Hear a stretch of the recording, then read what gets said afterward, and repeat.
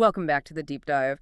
We have just ripped through the sources covering the WPL 2026 opener, and honestly, if this is how the season starts, we are in for a historical ride. Oh, absolutely. I mean, this match had all the hallmarks of a T20 classic. You had a low fighting total, a dramatic middle order collapse, and the defending champions, the Mumbai Indians, just stumbling right at the finish line. It was more than a classic. To me, it felt like a psychological thriller played out over, 4 hours of cricket? And our mission today is pretty straightforward, I think. Yeah. We need to unpack this incredible seesaw battle between MI and RCB. Right. And specifically, we're diving deep into how a debutante, Nadine de Klerk, just wrote herself into WPL lore. She utterly dominated with both the ball and the bat. And on the flip side, how those high-pressure errors, the fielding lapses, how they ultimately robbed MI of what looked like a sure win. Exactly. The stage was set perfectly in Navi Mumbai. RCB wins the toss. They opt to field, which, is pretty much the default when you're expecting due later on. Yeah, standard procedure. So MI had to bat first. The target was set, but the conditions, the pressure, it meant this game was always going to be decided by these little moments of brilliance versus moments of mental failure. And as you said, the brilliance started almost immediately, and it came from the eventual player of the match, Nadine de Klerk. It really did. Yeah. So when you look at MI's innings, they finished at 154 for 6, and it doesn't seem like a terrible score on paper. Not at all. Competitive. But the early pressure RCB applied was immense. It was a masterclass in bowling control, and it was all led by Lauren Bell.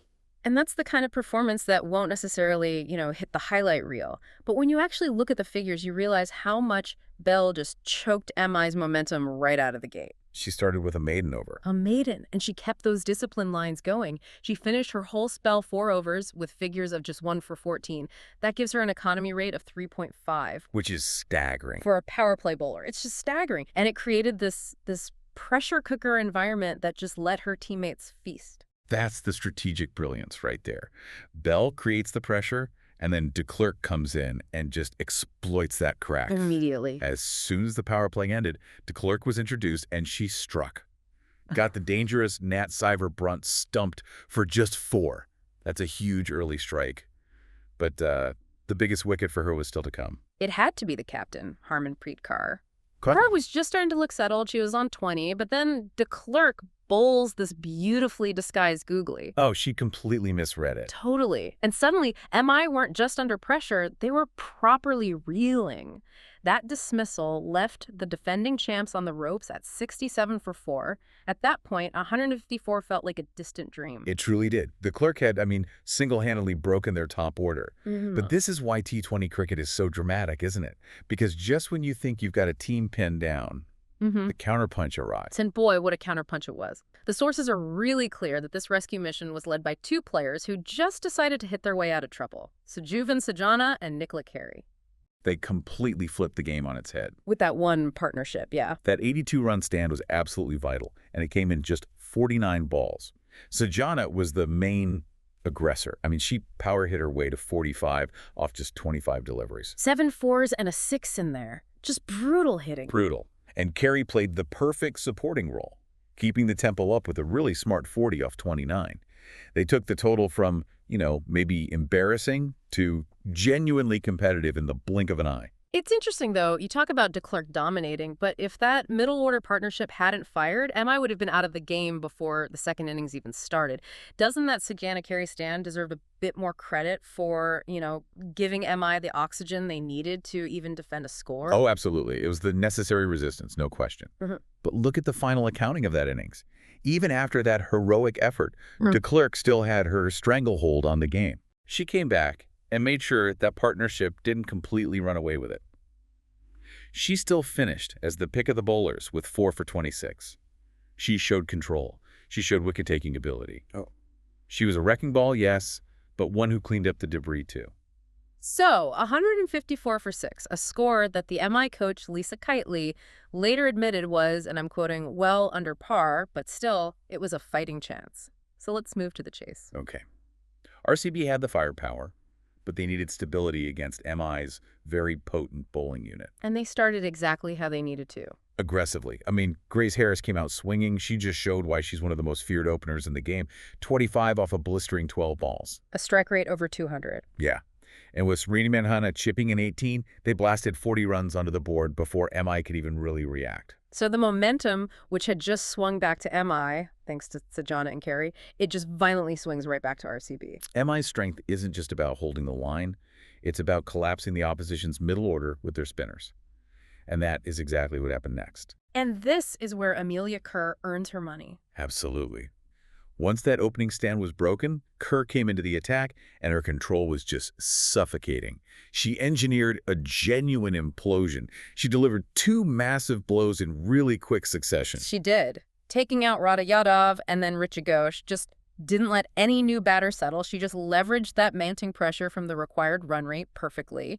Her final figures are simply astonishing. 2 for 13 off her 4 overs. An economy of 3.25. That is gold in T20. It's everything. So when you look at the scorecard, that twin strike just reduced RCB to a really vulnerable 65 for 5, and then pretty soon 75 for 5. The match, which felt like RCB's after that Harris blitz, was now firmly back in MI's grasp. The defending champs smelled blood. They really did.